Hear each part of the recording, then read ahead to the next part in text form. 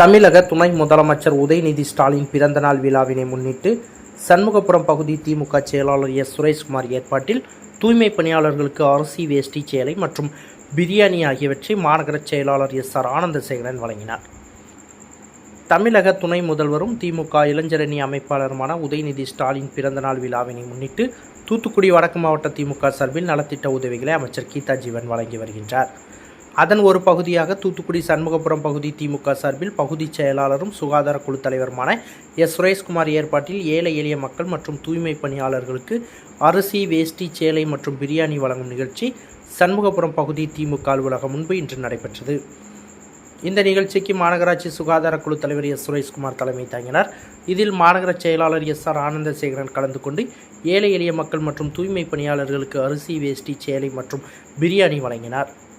இந்த நிகழ்ச்சியில் அவைத்தலைவர் கணேசன் பாண்டியன், துணைச் செயலாளர் கண்ணன், வட்ட பிரதிநிதிகள் மைதீன், கார்த்திக், செல்வகுமார், பொன்ராஜ், மகளிர் அணி செல்லாதேவி, இந்திரா, பல்லவராணி மற்றும் இளைஞர் அணி ராஜா, சுரேஷ்குமார், அரவிந்த், சூரியமூர்த்தி, அபிஷேக் உள்ளிட்ட திமுகவினர் கலந்து கொண்டனர்.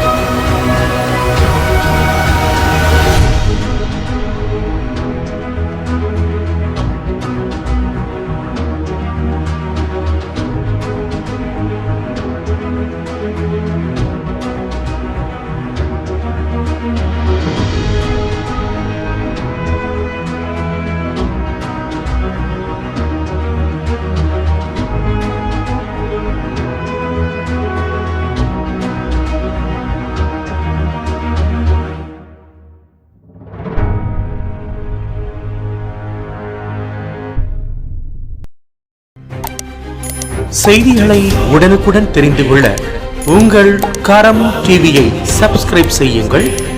அதோடு பெல் பட்டனையும் கிளிக் செய்யுங்கள்.